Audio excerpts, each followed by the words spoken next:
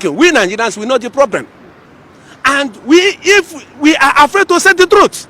Gbáǹkọ́gbì ọ̀rọ̀ rèé o lẹ́nu ọmọ Ìgbò yìí. Ó ní olóyè Sunday Igboho ṣàkọ́ ní ìṣòro Nàìjíríà o. Ẹ̀yin ìjọba ẹ gbọ́ dáadáa, ìṣòro Nàìjíríà ni pé àwọn èèyàn ò fẹ́ sòótọ́ nítorí àwọn èèyàn ò fẹ́ kú. Ta ló fẹ́ kú?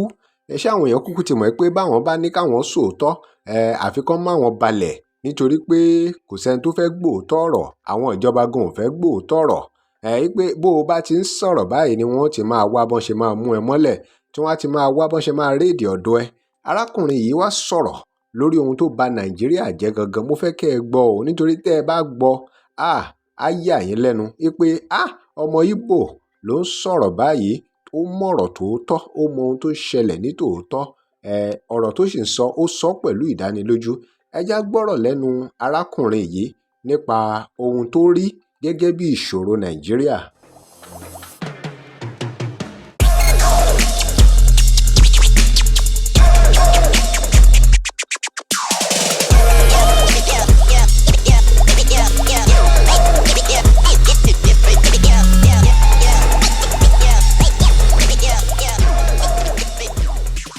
Welcome to Digi Nigeria. Remember to like, share and follow us. Ẹ já gbọ́ ọ̀rọ̀ arákùnrin yìí lórí ohun àwọn nǹkan tó sọ tó jẹ́ pé ìṣòro Nàìjíríà ni àti àwọn nǹkan tí ó yẹ kí ìjọba focus lé lórí. Ọ̀tọ̀ ni nǹkan tó yẹ kó focus lé lórí, ọ̀tọ̀ ni nǹkan tó focus lé lórí. Ẹ já gbọ́. The problem of Nigeria is Boko Haram, which they name what did they call it now?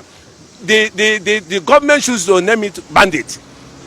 We all know they are the same Boko Haram because they are still kidnapping school children. Even in the north central, in the northeast, in the northwest, they are not encouraging the children to go to school anymore. Because if you know your children in school, they will be kidnapped.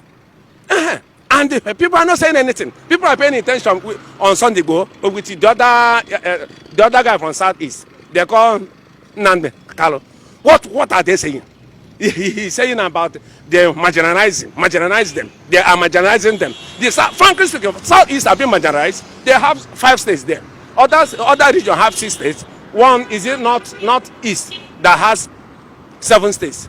These people are the people that came up to speak. When you speak truth to the power, they start fighting you.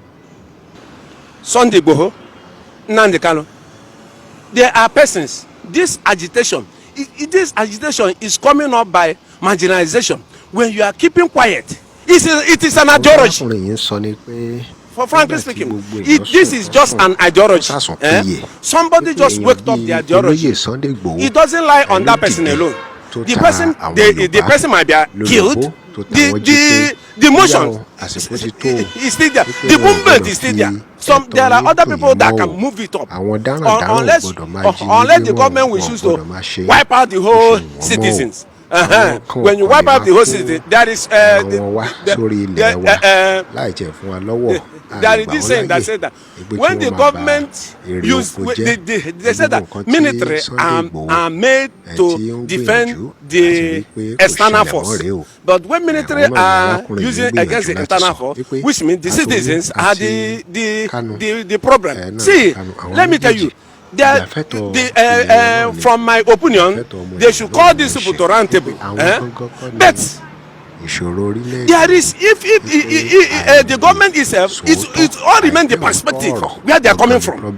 They might see you that you are nobody. They don't need to talk to you. That you are nonsense. That what their plan, that their plan, you are the one speaking up. That they should eliminate you.